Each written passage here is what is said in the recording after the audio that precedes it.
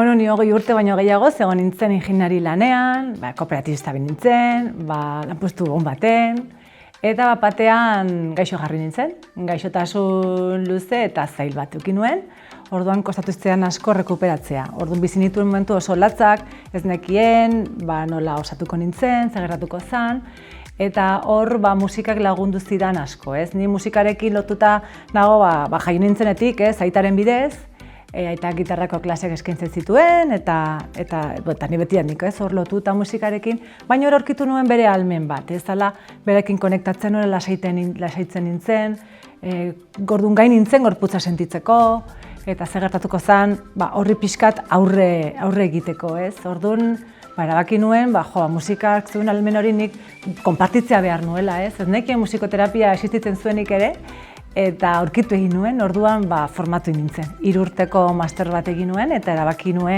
gogorra, nire profesional bizitza hortan izatea, bestekin konpartitzeko.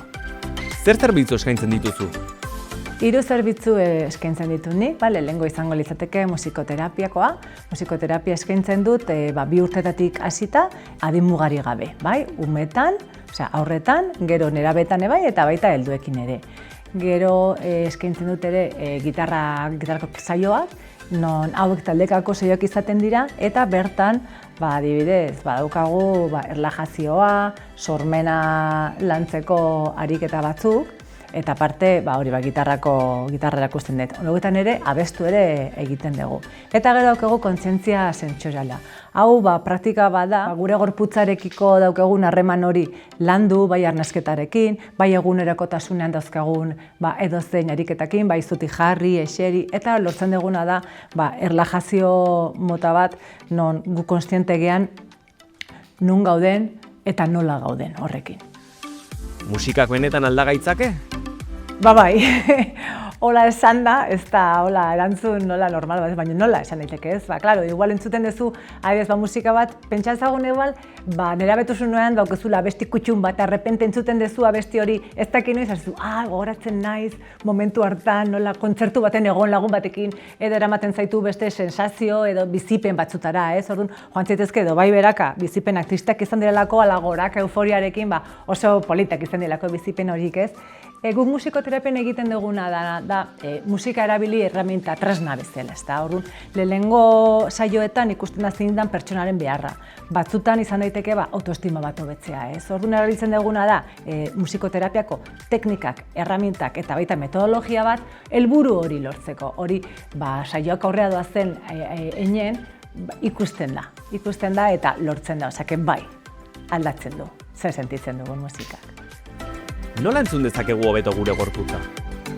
Gure gorputza hobeto entzuteko behar duguna da isiltasuna, ez? Bizigean mundu baten ondagon pila zarata, ez garen geldik, bizigean mugimendu handian, ez? Orduan, lehenengo behar duguna da gelditasun hori, ez? Orduan, behar ditugu espazioak, espazio seguruak, non kontestua izan daiteke hori, ez? Gure gorputza entzutea eta zaintzea, ze nik galditzen baizut noiz entzun dezun zure arnasketa edo zure bihotzaren taupadak azkenengo aldiz, igual pentsatzen jarri bat dezu, noiz jarri naiz ni, ez? Eta holako gure tenplua da, ez? Gu bizigaren tenplua da gorputza, orduan, zaindu behar da, orduan, niretzako importantea da isiltasuna eta gure espazio seguru bat bilatzea. Eta hori praktika bihurtzea, ez bakarrik noiz entzun dezakegu, baizik eta praktika bihurtzea, egunerokotasunean sartzeko. Zein izan da momenturik bereziena? Badaukaz momentu bat oso hunkigarria izan zela niretzako, orain dela urte batzuk, eta izan zen eguneko ospitale psikiatriko batetan, hor ni musikoterapeuta bezala negoen lanean, eta zen musikoterapia taldekako talde bat zen. Eta talde hortan ziren nerabeak eta baita heldu gazteak, ez? Bakoitzak bere trastornoarekin, ez ziren denak talde ez dauketen gaitz edo gaixotasun berdina.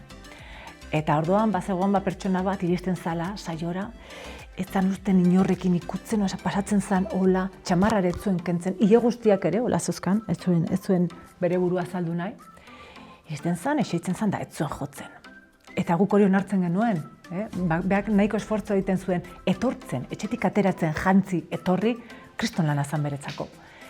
Eta saioak bazijo zen aurrera eta hasi zan jotzen poliki-poliki. Eta egun baten hartu zuen xilofonoa, hasi zan jotzen, baina pasada bat, hain forte hasi zen jotzen, beste taldekideak isiltzen joan zirela berari entzuten.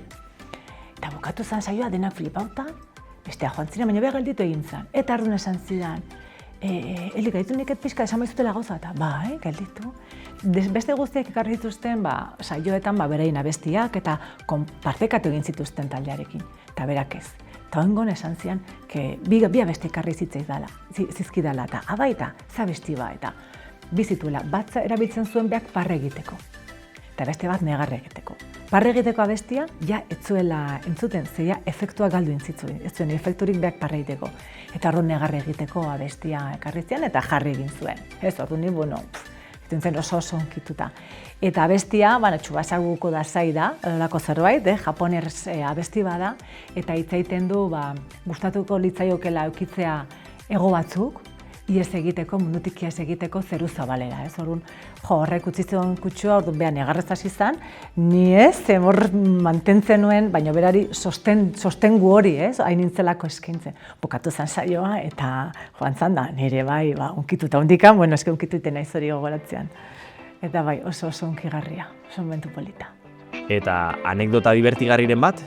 Eta ez da espaldikoa, neskatila bat, etortzen dela musikoterapiara etorri zen, eta bere beharretako bat autoestimoa pixkat lantzea zen, ez? Batzutan, badakizu, eskolatan eta ikastolan berdin dio, bat jotzen dizuela eta ez eta behar zegatik nahi jotzen dira, eta nik zein den nahi jotzeko, ez? Orduan, hor zeren bildurrak, eta hor lanketa polit bat hasi ginen egiten, ez? Orduan, egun baten, hemen ez ditugu jarduerak ez da derrigorrezkoak, orduan proposamena dira. Orduan batzuk da zeuden, margotzen, abesten, musika entzuten, eta hau zegoen, jenbearekin jenbe, tanborra handi badak, ezan, pum! Pum! Ozen jotzen, pum! Pum! Eta gustora gaina, ez? Eta repente beste, eski, aida, ozen jotzen, molesta egiten digu, eta nahi esaten diazue, saiozue berari, aizala pixka datu jotzen, jo dezakezu bajugo, eta behitzen ditek berak nahi, eta dit, Eli, txantxetan ari dira. Orduan jazta, hori anekdota divertigarria, baina ze ondo, ze aurrera pausa handia egin duen pertsona horrek. Zer esango zenioke, agian hau behar dut, pentsatzen duen norbaiti? Etortzeko, nirekin hitz egiteko, eta konpromezu gabe, ikusteko, probatzeko, ea zer sentitzen duen, etortzen denen honea. Gabutzi Arrandegiaren galdera, nola hobetuko zenuke Legazpiko tokiko merkataritza? Azken aldi honetan, badaude hainbat pantaila herritik zehar, kaletik, adibidez polikiroldegian ere, eta nik uste dut hori leku aproposa dela, merkataritza eta zerbitzuak eskaintzeko jakinarazteko jendeari zer dagoen. Orduan nik uste dut hori polita izan daitekeela. Eta azkenik, zen galdera egingo zenioke Ilintiko hurrengo dendariari? Ni berria naiz Ilintin, orduan ni galdetuko nioke zer egin dezakegun gure arteko harremana sendotzeko.